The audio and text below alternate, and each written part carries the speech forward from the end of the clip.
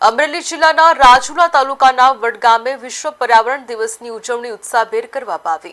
ગામમાં સ્વર્ગસ્થ ભીમબાપુ બોરીચાની સ્મૃતિમાં નિર્માણ પામેલા ભવ્ય વૃક્ષ મંદિરમાં વૃક્ષ વાવો પર્યાવરણ બચાવના સંકલ્પ સાથે વિશેષ વૃક્ષારોપણ કાર્યક્રમ યોજાયો। પૂજ્ય મોરારી બાપુની પ્રેરણા અને ચલાલા ગાદીપતિ વલ્કુ બાપુના વરદ હસ્તે આ પર્યાવરણ મંદિર ખાતે દેશી કુળના વિવિધ વૃક્ષોનું વાવેતર કરવામાં આવ્યું।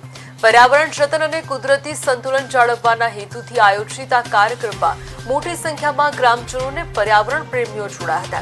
पक्षीओं और प्राणीओं ने कुदरती आश्रय मળી રહે તે માટે अंदाजे 3 વીઘા જમીનમાં આ અનોખું વૃક્ષ મંદિર વિકસાવવામાં આવ્યું।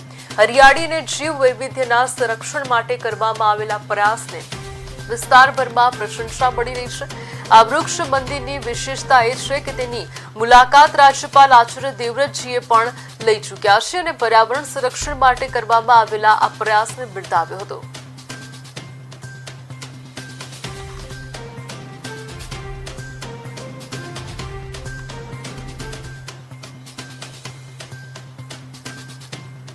ગામના આગેવાનોને બોલાવે છે ને એક સારો એવો સંદેશો આપે છે કે તમે પણ ઝાઝામાં ઝાઝા વૃક્ષારોપણ વાવો, કારણ કે ગ્લોબલ વોર્મિંગ અત્યારે થઈ રહ્યું છે। તમે તાપમાન જોવો છો 48 ડિગ્રી ગુજરાતની અંદર થઈ રહ્યું છે।